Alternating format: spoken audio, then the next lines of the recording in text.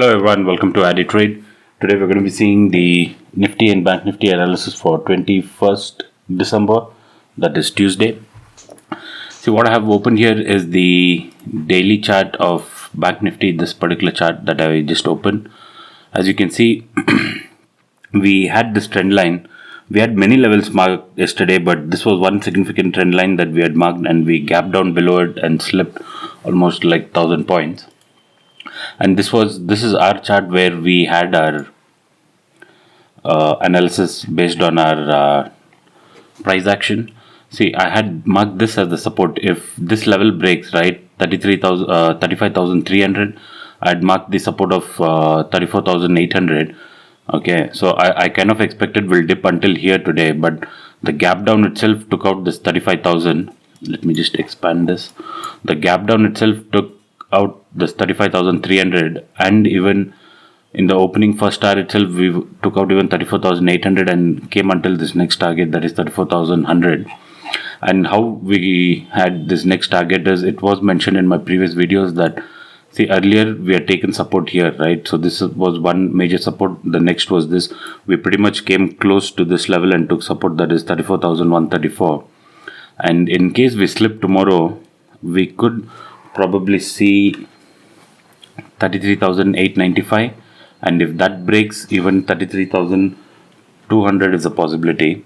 I'm not saying it can happen tomorrow, but in case if these levels are taken out, right, even 33,200 is a possibility.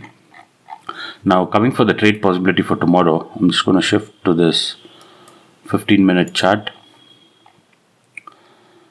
See this, I'm going to make this as my resistance now, all the green lines. I'm going to shift this over here, and that would include the gap. So wherever there's a gap, I'm just marking it in blue. See this gap, right? So now coming for the trade possibility for tomorrow, see, we got a pretty good reversal from here, okay? And as of now, SGX Nifty is showing a 32-point gap up. Let me just refresh. Yeah, it's showing about 32-point gap up. See, if we get a gap up, probably at higher levels we might have a selling pressure again. If not, if we continue going up, probably we might even come to fill this gap and then probably reverse, is one possibility. Now I'm just going to the chart where I have my weekly, monthly, daily CPR added. Sorry, this is only the weekly and the monthly CPR. See, today, see, this is the weekly CPR that's open for this week, Monday. These three lines, orange, purple, orange. And we broke the S1 of weekly and almost came to S2 of weekly. So some pullback, as we are kind of overstretched from past few days, there could be some pullback, and that pullback is what I'm expecting at. Probably we can see a pullback to fill this gap at 35,520, or even this gap border at 35,220, meaning we might come up to any one of these levels. And now just adding tomorrow's CPR. See, now tomorrow, and one more thing is, we have a pretty narrow CPR. So that could indicate two things. One, like we could continue having a trending day tomorrow, or it could also indicate a trend reversal. Like all these days we were dipping, we could get a short bounce. And by the nature of fall that we had from past few days, right, I wouldn't be surprised if the market kind of goes into a consolidation phase before we break out or break down again. So would be very careful for trading tomorrow. In case we go up, right, if R1 and the previous day high is taken out, and see, these levels are too stretched out. As we fell more than 1000 points, even if the CPR breaks, there's almost 489 points, right?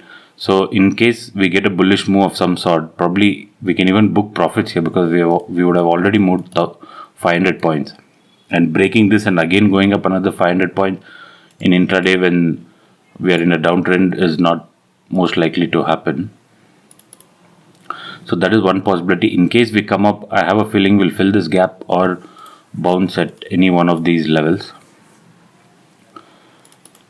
If we continue slipping on the downside, right, then we will have to wait for today's low to be taken out, that is 34,125. In case we get a gap down, say to possibly these levels, 34,100, or in between the previous day low or CPR. There are two possibilities: wait for up move until the CPR and trade for a reversal, or wait for a dip until this S1. If it holds, probably we can trade until CPR.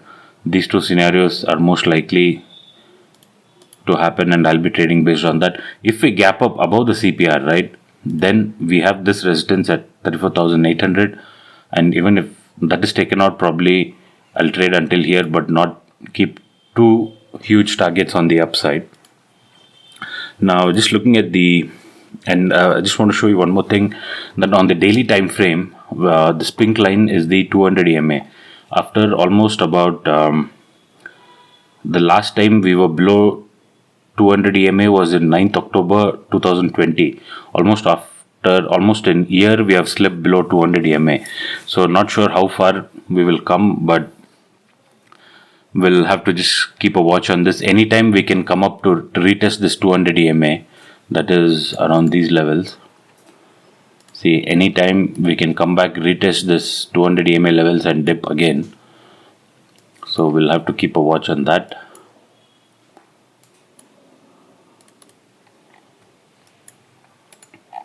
And from this, like after we got this consolidation retest of the 50 MA, and we dipped around 3,600 points, right? So I wouldn't be surprised if we consolidate for some days and then probably get a down move or up move, as it happened in this phase over here in this couple of days. So this is my view for Nifty and Banknifty. I'll be looking to be pretty careful tomorrow, as we could remain choppy.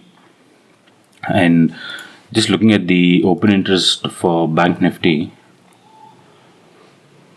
see, though we have a lot of call writing that's been added at 34,500, there is also a good amount of put writing still in place. If 34,500 breaks, right, however we open, then a very good support is at 34,000. Like today, we might again come and touch 34,000 and bounce. So unless this OI reduces, we shouldn't be looking to stay in the trade below somewhere around 34,000 if we have shorted, and 35,000 is a very good resistance. To take out 35,000, it is little difficult. Now just looking at the chart after the 35,000 is coming in around 35,100 is coming in around R1. So in case we gap up and come till R1, probably a short from these levels to CPR is also a good trade. And in case we slip further, probably booking profits around, if we get a short at a higher level, booking profits at 34,000 is also a good option based on the open interest, as we have a very good support at 34,000. Now coming to Nifty also had a huge dip. We had a gap pending in Nifty. This is the hourly chart of Nifty. We had this gap pending between 16,722 and 16,770. That gap also got filled today, and we have taken exactly support around this region. That is, previously also we took support here, that's 16,400. Now if this breaks any move on the downside, the next support will come in only at 16,157. And again in Nifty, we have a very narrow CPR. It could indicate another trending day or some kind of a trend reversal until 16,842. Say we get a huge gap up and even R1 is broken, then probably we might even touch 16,980. So these are the levels that I'll be trading with. I'm just going to shift this a little up, and just looking at the open interest for Nifty. See, again in Nifty, we have a very good call resistance at 16,700, and all the calls above at 16,800 also. And even in 16,600, though there is some put writing left, see the change in oil, a lot of call writing has come in.